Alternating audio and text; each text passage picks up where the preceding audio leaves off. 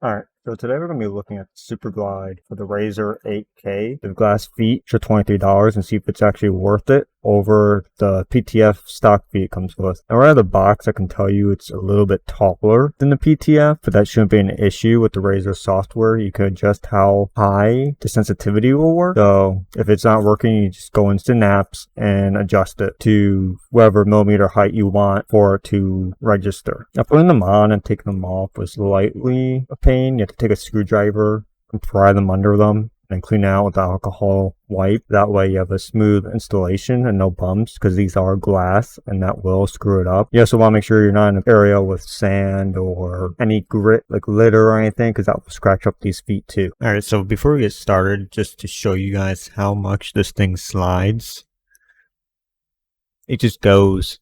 Also, just so people know how to do it, for fixing your mouse with the height sensitivity thing, if you can't figure it out, you go to calibration and you adjust the distance here. Adjust it low, high. I keep it around about 5. So right off the bat, I can tell that it's a lot less sticky when you're moving it, if that makes sense, because with the PTF feet, when you move it around, you can feel how much it's moving. You can feel the grain against the grain of your pad or whatever you're using, because there's a little bit more friction of it for input.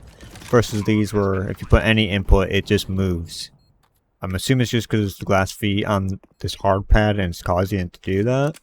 It could be good, it could be bad depending on your playstyle, because aiming is kind of tricky with how slidey it is, because you can't register or get a feel for how far you're moving or how fast you're moving, and stopping on a dime with glass feet seems to be a little bit more trickier. But it does help with aiming, flicking, but getting it started and stopping if you have multiple enemies up close, because then you can just bounce between both enemies without any hesitation. The other part about the feet that I actually like is that these are supposed to last a lifetime versus the PTF feet, which I've almost worn through on this mouse since I've gotten it about a year ago or 6 months ago. The glass feet are also a little bit taller, which can or cannot affect the gameplay, but it doesn't really matter as long as, again, you go in Synapse and adjust that. Now, if you're used to lifting your mouse a certain height for quick flicks or whatever else, then you may notice it, because the height variation will be different, so you have to get accustomed to that. The aggravations with these feet, I'd say, is how slidey they are.